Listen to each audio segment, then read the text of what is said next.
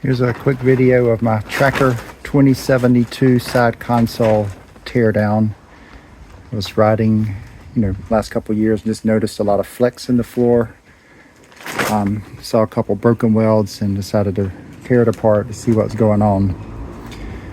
That is where the front deck goes, and I had noticed that this bulkhead here, these welds were all broken and it was flopping around, so I cut this one out. There's the decking that was over it, and this was the hatch inside that decking into this little cooler thing. So I pulled all that out and then noticed that there was very little foam in there. And some of these welds are broken up here, and this was all loose. So then I decided to take the rest of the deck off and just take a look.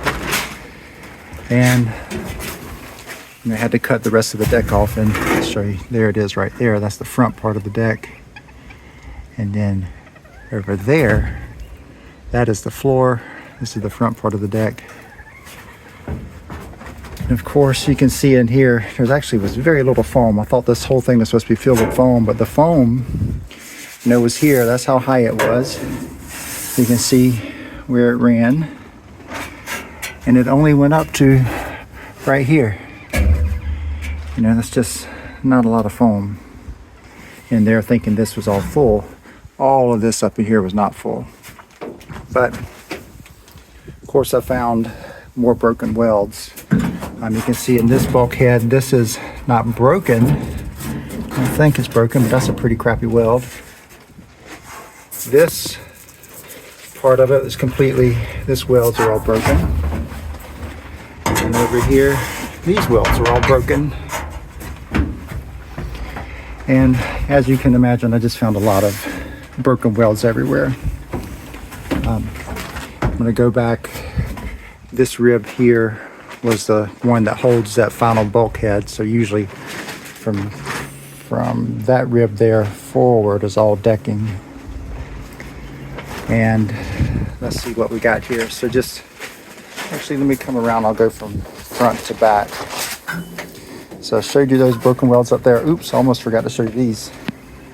All of these welds on this framing. These welds are broken. All of that's broken welds. Sorry for the noise from the wind. And then coming back on this first rib here, I don't see any breaks in it. This next rib, there's a break in that rib right there. And then we get back to where it was really starting to flex. You can see that this rib has a break in it there. This weld is broken. The rib is broken here. The weld is broken there. Then moving over a little bit more, you see more broken rib, more broken rib. And coming on the next one, again, there's more broken rib there. This one's about to break in half, a broken weld. Same here. This rib or weld is broken. The rib is completely broken in half. And there. Here is the next one back.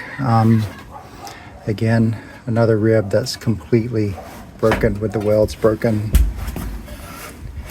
This same rib is broken in half yet again, or I guess broken into two pieces. Next one back, broken again.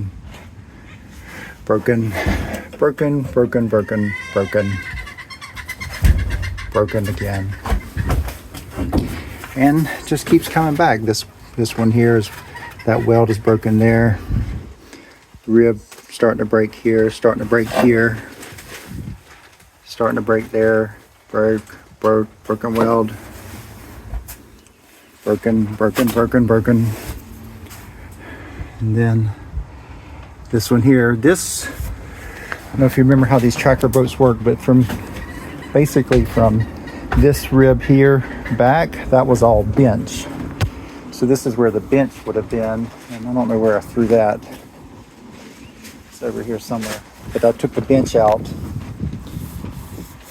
and looked under there, and like as you can see, there's broken welds up under, even up under the bench, which was surprising to me. I thought that would give it some extra structure. And then this one here that's under the bench, you know, is broken.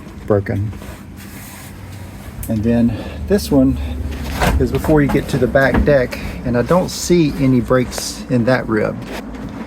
And pardon all that mess, I'm really hoping I don't have to take apart that whole back area. I'm afraid I might, but it's got a lot of extra structure to it, and I'm hoping that has saved the brakes. I'll probably just pull the floor out of there in the little compartments where the batteries are and the hatches and the gas tanks go, to just see if I see anything in there. I don't really want to have to tear all that apart. So again, this is a Tracker 2072 side console. I don't believe they make the side console anymore. This one's from 2003, and this one is only rated for 125 horsepower motor, whereas the newer 2072 center consoles are rated for 150. So anyway, this is and it's also the Tracker Grizzly blind duck. This is my duck hunting boat. So I'm just pretty surprised to see how weak it all really was. I mean, again, this is just looking at this on the thing. I think that might be 0.10 thickness on these hat channels that they're using for ribs.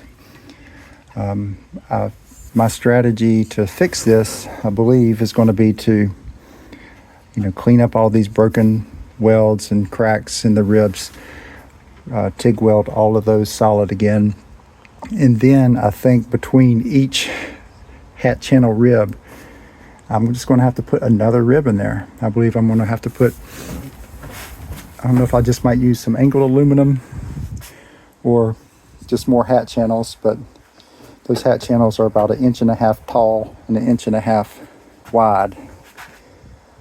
I might just put some angled aluminum going across there and then up the sides just to give it some more stability.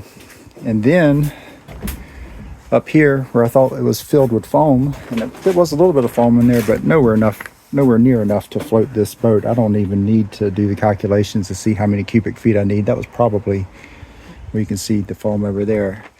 I mean, that's only a handful of cubic feet.